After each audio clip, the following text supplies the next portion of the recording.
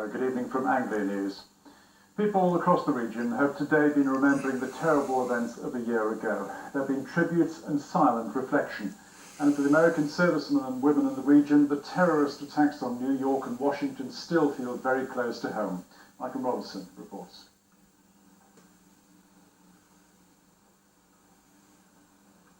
For firefighters in Chelmsford, this was a particularly emotional day.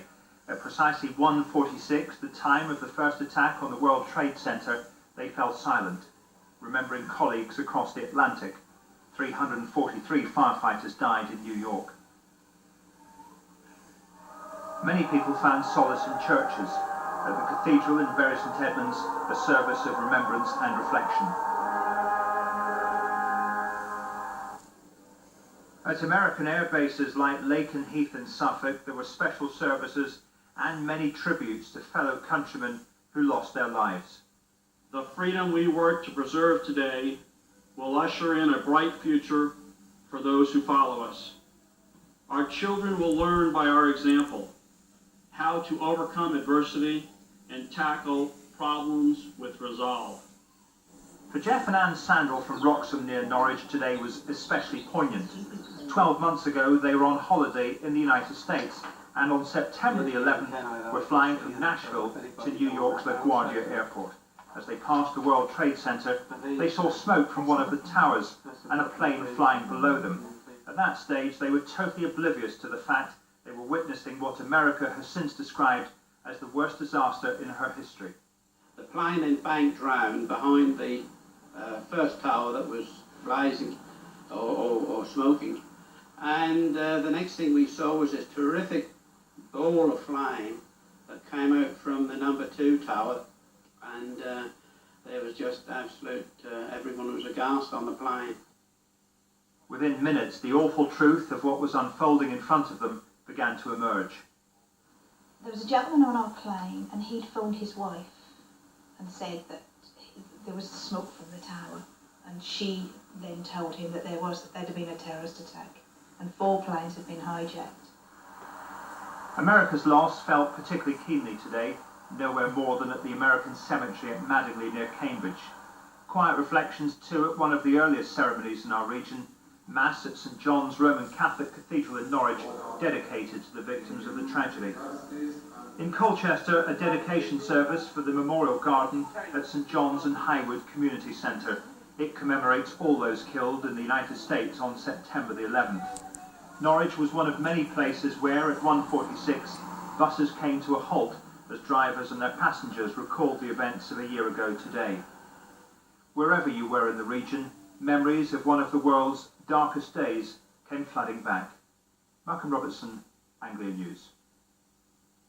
Other news now, and the father of the man found drowned in Michael Barrymore's swimming pool today broke down in tears at the inquest.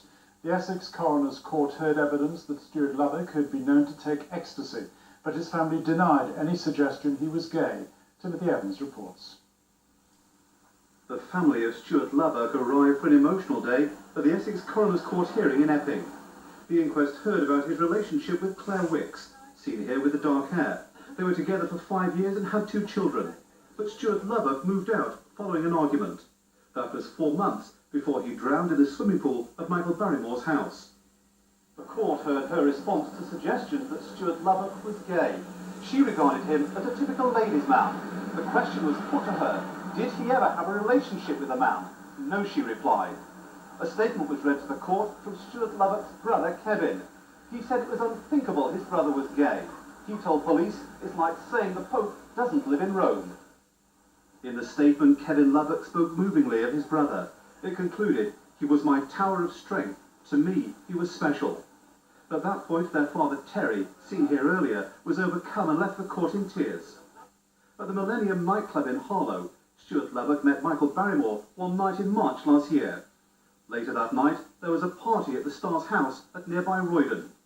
The taxi driver, Keith Herrott, told today's inquest Michael Barrymore was the worst for drink. He couldn't say if Stuart Lubbock was one of 3 other people in the taxi. A former girlfriend, Karen Harris, said Stuart Lubbock took ecstasy on occasions, up to 4 tablets when he could afford it. At the start of today's hearing, Michael Barrymore's barrister, Michael Mansfield QC, complained about newspaper headlines suggesting Stuart Lubbock was a victim of alleged sex acts. The coroner, Caroline Beasley Murray, said she was concerned and alarmed at some reporting. She urged the press to be dignified and responsible. The inquest continues. The next group of witnesses are those who attended the party. They include Michael Barrymore. Timothy Evans, Anglia News, Epping. A new crackdown on crime has been launched jointly by Norfolk Police and Crime Stoppers in King's Lynn. Police want to hear from the public about suspicious people or activities in the town. They'll use the information they receive to target suspects in many residential areas of King's Lynn. On to football, and just one result tonight in the Worthington Cup. There was disappointment for Colchester United. They'd been knocked out of the competition, beaten 3-0 by First Division Coventry. And that's it for now. We'll be back with bulletins throughout the day tomorrow, starting at 6:35 in the morning. Now, though, it's back to Trevor MacDonald in New York. Goodbye.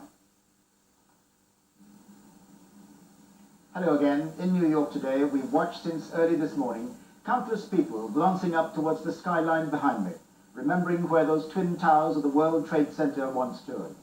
At Ground Zero, we've seen in the faces of the bereaved that nothing can replace a lost human life. But its people now heading home from work to their families seem determined that the American way of life will ultimately triumph over the terrorists' legacy of death. That's it from News at 10. ITV1's coverage of the anniversary of the attacks continues in a moment with the powerful documentary September Morning. But from all of us, goodbye.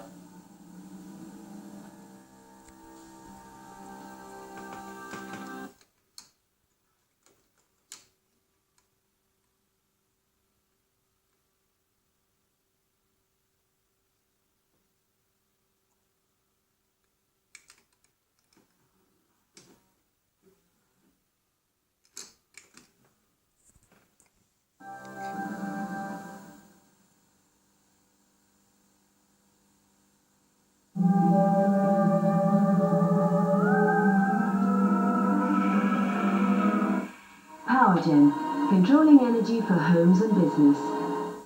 Well, the good news is the fact we can promise some really nice weather right across the country over the next few days. That's not the case tonight, though. Already we've cloud on the scene. That's pushing in from the east along with some misty patches, and there'll be a little bit of drizzle too. Clear skies to the west, at least with temperatures milder than they have been recently, into double figures throughout the country.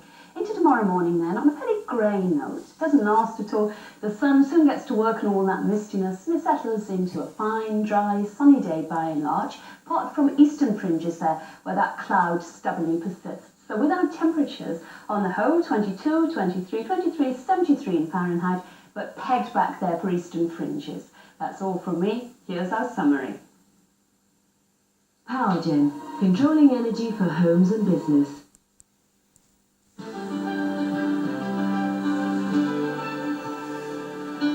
Now on Anglia, September Morning. 1 year on, how are the families of British victims of these September the 11th attacks dealing with their grief?